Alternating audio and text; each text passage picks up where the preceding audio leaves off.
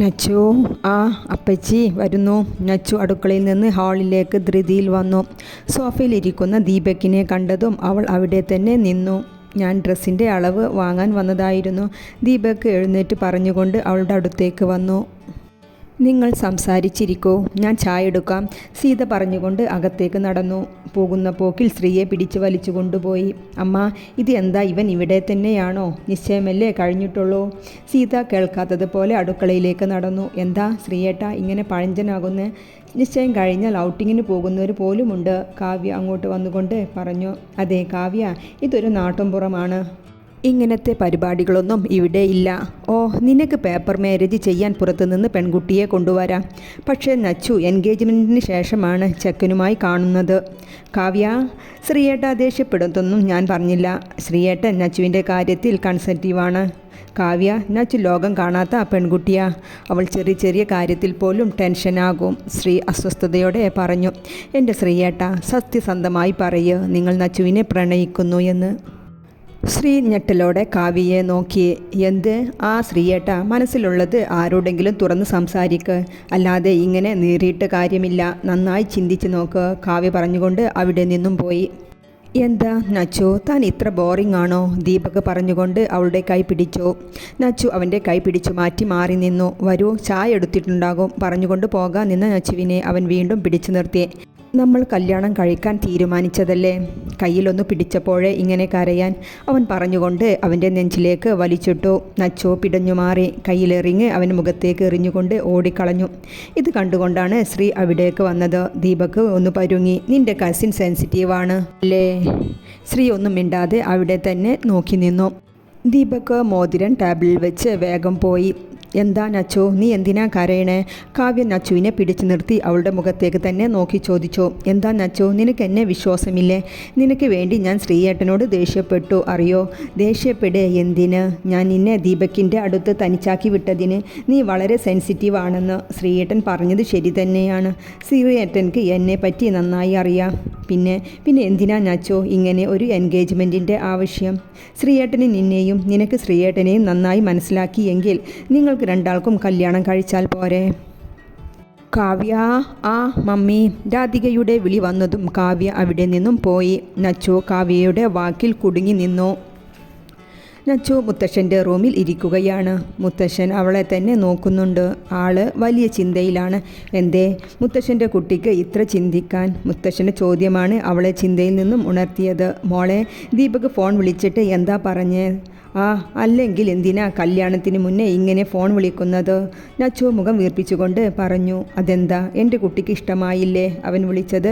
അത് മുത്തശ്ശ, ഇനി കല്യാണത്തിന് മുന്നേ എനിക്ക് ദീപകിൻ്റെ ഫോൺ തരണ്ട കേട്ടോ, നച്ചു പറഞ്ഞുകൊണ്ട് മുത്തശ്ശൻ്റെ കവിളിൽ മുത്തി റൂമിന് പുറത്തേക്ക് നടന്നു. മുത്തശ്ശൻ്റെ ഷഷ്ടിപൂർത്തി വളരെ ആഘോഷമായി നടത്താൻ തീരുമാനിച്ചു. കല്യാണത്തിൻ്റെ മുൻപ് ആയതുകൊണ്ട് ലളിതമാക്കാനാണ് മുത്തശ്ശൻ്റെ ആഗ്രഹം. എന്നാൽ നച്ചുവിൻ്റെയും ശ്രീയുടെയും എല്ലാ നിർബന്ധത്തിന് വളരെ കേമമാക്കാൻ തന്നെ തീരുമാനിച്ചു. മുത്തശ്ശൻ്റെ ഫ്രണ്ട്സിനെയും കുടുംബത്തിലുള്ളവരെയും എല്ലാം ക്ഷണിച്ചിരുന്നു. മുറ്റം നിറയെ പന്തലൊരുക്കി ഒരു ആഘോഷം തന്നെ ആക്കിയിട്ടുണ്ട് കുട്ടികൾ. ദീപകിനെയും ഫാമിലിയെയും ക്ഷണിച്ചിട്ടുണ്ട്. നച്ചുവും ശ്രീയും കാവ്യയും ജിത്തും ഒരേ കളറിലുള്ള ഡ്രസ്സാണ് ധരിക്കാൻ പ്ലാൻ ചെയ്തിരിക്കുന്നത്. പിസ്ത ഗ്രീൻ കളർ കുർത്തയാണ് ശ്രീയും ജിത്തുവും, അതിലേക്ക് വൈറ്റ് മുണ്ടും. നച്ചുവും കാവ്യയും സെയിം കളർ സാരി ബീഡ് വർക്കിൽ ഉള്ളത്. എല്ലാവരും ഫംഗ്ഷൻ്റെ തിരക്കിലാണ്. ഷഷ്ടിപൂർത്തി ചടങ്ങുകളെല്ലാം കഴിഞ്ഞ് എല്ലാവരും ഒന്നിച്ച് ഫാമിലി ഫോട്ടോക്ക് പോസ്റ്റ് ചെയ്തു നിൽക്കുകയാണ്. നച്ചുവിൻ്റെ അടുത്ത് ദീപക്കുണ്ട്. ശ്രീക്കത് തീരെ പിടിക്കുന്നില്ല. ഒരുവിധം ശ്രീ നച്ചുവിൻ്റെ മറുസൈഡിൽ എത്തി. ഉഗ്രൻ ഫാമിലി ഫോട്ടോ ആയിരുന്നു അത്. ദീപക് യാത്ര പറയാൻ നച്ചുവിൻ്റെ റൂമിലേക്ക് വന്നതാണ്. അവൻ തുറന്നിട്ട ഡോറിൽ ഒന്ന് മുട്ടുക പോലും ചെയ്യാതെ അവളുടെ ബാക്കിലൂടെ വന്ന് അവളുടെ അരയിലൂടെ കൈയിട്ട് അവളെ ചേർത്ത് പിടിച്ചു. പെട്ടെന്നായതും നച്ചു നന്നായി പേടിച്ച് നിലവിളിച്ചു പോയി. നച്ചുവിൻ്റെ നിലവിളി കേട്ട് എല്ലാവരും അവളുടെ റൂമിലേക്ക് എത്തി. ദീപക് വേഗം അവളിലുള്ള പിടിവിട്ട് മാറി നിന്നു. നച്ചു പൂങ്കുല പോലെ വിളക്കുന്നുണ്ടായിരുന്നു. മുത്തശ്ശൻ്റെ കണ്ടതും നച്ചു ഓടിച്ചെന്ന് മുത്തശ്ശനെ കെട്ടിപ്പിടിച്ചു. എന്നാൽ മുത്തശ്ശൻ്റെ നോട്ടം മുഴുവൻ ദീപക്കിലായിരുന്നു. നച്ചുവിൻ്റെ അകത്തി മാറ്റി ശ്രീയുടെ കയ്യിലേക്ക് ഏൽപ്പിച്ചു. ദീപകിൻ്റെ അടുത്തേക്ക് വന്ന് അവൻ്റെ ഇരു കവിളിലും ആഞ്ഞു തല്ലി. ഇറങ്ങിക്കോ, ഇനി ഈ പടി ചവിട്ടരുത്. വാതിലേക്ക് കൈ ചൂണ്ടി അദ്ദേഹം അട്ടഹസിച്ചു. എല്ലാവരും ഭയന്നുപോയി. ശാന്ത സ്വഭാവക്കാരനായ മുത്തശ്ശൻ്റെ ആ മുഖം അവർ എല്ലാവരും ആദ്യമായി കാണുകയായിരുന്നു. സീത നച്ചുവിൻ്റെ അടുത്തേക്ക് വന്ന് അവളെ ബെഡിൽ പിടിച്ചിരുത്തി. സാരല്ല, എൻ്റെ കുട്ടി കരയല്ലേ, അവർ അവളെ ആശ്വസിപ്പിക്കുന്നുണ്ട്. എന്നാൽ ശ്രീ നച്ചുവിനെ തന്നെ നോക്കി നിൽക്കുകയാണ്. നച്ചു ആ കിടത്തം കിടക്കുകയാണ്. ഭക്ഷണമൊന്നും കഴിച്ചിട്ടില്ല. ശ്രീ അവൾക്കുള്ള ഭക്ഷണവുമായി റൂമിലേക്ക് ചെന്നു. നച്ചു, നേരം എത്രയായെന്നറിയോ? വാ, എഴുന്നേറ്റ് ഫ്രഷാവ്. ശ്രീ അവളെ നിർബന്ധിച്ച് എഴുന്നേൽപ്പിച്ച് ഫ്രഷാവൻ ബാത്റൂമിലേക്ക് വിട്ടു. ഫ്രഷായി വന്ന അവളെ അവൻ ചെയറിലേക്ക് ഇരുത്തി. ചപ്പാത്തി കഷ്ണങ്ങൾ കറിയിൽ മുക്കി അവളുടെ വായിലേക്ക് വെച്ചു കൊടുത്തു. നച്ചു ഒരു മടിയും ഇല്ലാതെ കഴിക്കുന്നുണ്ട്. കൂടെ കണ്ണുകൾ നിറഞ്ഞൊഴുകുന്നുമുണ്ട്. എന്തിനാ നച്ചോ ഈ കണ്ണുനീര്? നേരത്തെ അവൻ്റെ സ്വഭാവം അറിഞ്ഞത് നന്നായില്ലേ? ശ്രീ അവളുടെ കണ്ണുകൾ തുടച്ചുകൊണ്ട് പറഞ്ഞു. നച്ചു അവളുടെ ഫോണിലെ വാട്സപ്പ് തുറന്ന് ശ്രീയുടെ നേരെ നീട്ടി. ശ്രീ ഫോൺ വാങ്ങിച്ച് അതിലേക്ക് നോക്കി. ഇന്നലെ മുതൽ ഈ നമ്പറിൽ നിന്നും വരുന്ന ഫോട്ടോസാണ്. നച്ചു, ഇത് ദീപകല്ലേ? ആ. അവൾ തലയാട്ടി കാണിച്ചു. ഇതിലുള്ള പെൺകുട്ടി? അത് ഈ കുട്ടി അയാളുടെമായി 2 വർഷമായിട്ട് ലിവിങ് ടുഗദർ ആണത്രേ. അതിലെ വോയിസ് കേട്ടു നോക്കൂ. ശ്രീ ഓരോന്നും പ്ലേ ചെയ്തു. നച്ചു കണ്ണുകൾ നിറച്ച് എല്ലാം കേട്ടിരുന്നു. നച്ചു, നീ ഇങ്ങനെ കരഞ്ഞതെന്തിനാ? ദൈവാനുഗ്രഹം കൊണ്ട് നേരത്തെ അറിയാൻ കഴിഞ്ഞില്ലേ? ഏട്ടൻ്റെ കുട്ടി നന്നായി ഒന്ന് ഉറങ്ങ്. ഏട്ടനിലെ കൂടെ. ശ്രീ അവളുടെ തലയിൽ തലോടിക്കൊണ്ട് പറഞ്ഞു. ഈ ഫോൺ ഇപ്പോഴും കൊണ്ടുതരാം. ശ്രീ പറഞ്ഞുകൊണ്ട് മുത്തശ്ശൻ്റെ റൂമിലേക്ക് നടന്നു. മുത്തശ്ശൻ്റെ റൂമിലേക്ക് എല്ലാവരെയും വിളിച്ചു വരുത്തി. ആ ഫോട്ടോസും വോയിസും എല്ലാം കേൾപ്പിച്ചു ശ്രീ. മുത്തശ്ശൻ ഒന്നും മിണ്ടാതെ തല താഴ്ത്തി ഇരിക്കുന്നുണ്ട്. അച്ഛാ, ശ്രീ ആദ്യം മുതലേ പറഞ്ഞിരുന്നു ആ ചെക്കൻ ശരിയല്ല എന്ന്. സീതയാണ് പറഞ്ഞത്. ഇനി പറഞ്ഞിട്ട് കാര്യമില്ലല്ലോ.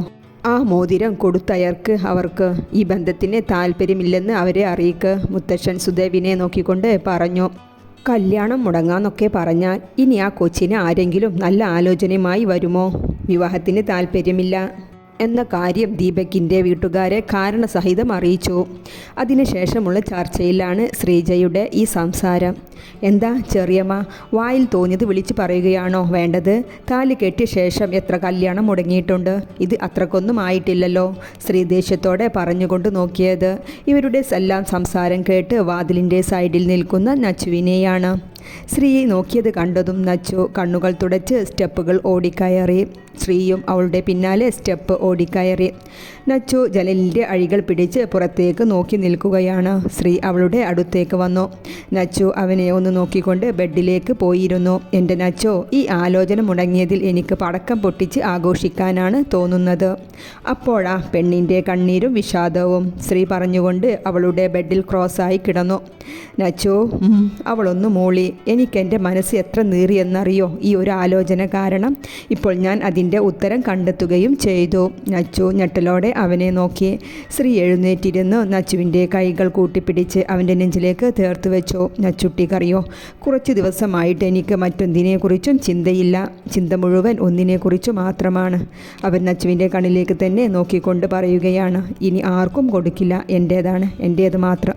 ശ്രീയേട്ടാ, നച്ചു അറിയാതെ വിളിച്ചുപോയി. എൻ്റെ കുഞ്ഞിനെ ഏട്ടനോട് ആ ഒരു ഫീലുണ്ടോ? എനിക്ക് കാണാൻ തോന്നുന്ന പോലെ എപ്പോഴും കാണാൻ. എൻ്റെ കുഞ്ഞിൻ്റെ മനസ്സ് നീറുമ്പോൾ ഏട്ടൻ്റെ മനസ്സ് നീറുന്നത് പോലെ. നച്ചു അവളുടെ തല ആട്ടിക്കാണിച്ചു. ശ്രീ അവളുടെ നെറ്റിയിൽ മുട്ടിച്ച് അങ്ങനെയിരുന്നു. നച്ചുവിനും തടയാൻ തോന്നിയില്ല. അവൾ കണ്ണുകളടച്ച് അങ്ങനെയിരുന്നു. നച്ചു, ഏട്ടനൊന്ന് ഇവിടെ പിടിച്ചു നിൽക്കാൻ നോക്കട്ടെ, എന്നിട്ട് വേണം മുത്തശ്ശൻ്റെ ഈ നക്ഷത്ര പെണ്ണിനെ എൻ്റേതാക്കാൻ. നച്ചുവിന് വിശ്വസിക്കാൻ ആകുന്നില്ല. വർഷങ്ങളായി മനസ്സിൽ കൊണ്ടു നടന്ന ആ ആഗ്രഹം ഇന്ന് സത്യമായിരിക്കുന്നു. അവളുടെ കണ്ണുകൾ നിറഞ്ഞൊഴുകുന്നുണ്ട്.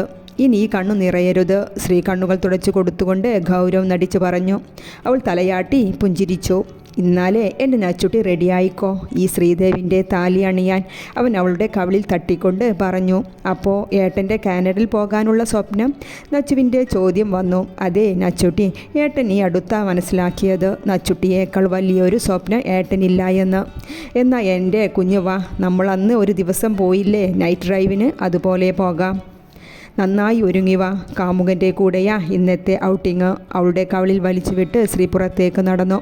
നച്ചു ഈ നടന്നതൊന്നും ഇപ്പോഴും വിശ്വസിക്കാൻ കഴിയാത്ത അവസ്ഥയിലായിരുന്നു.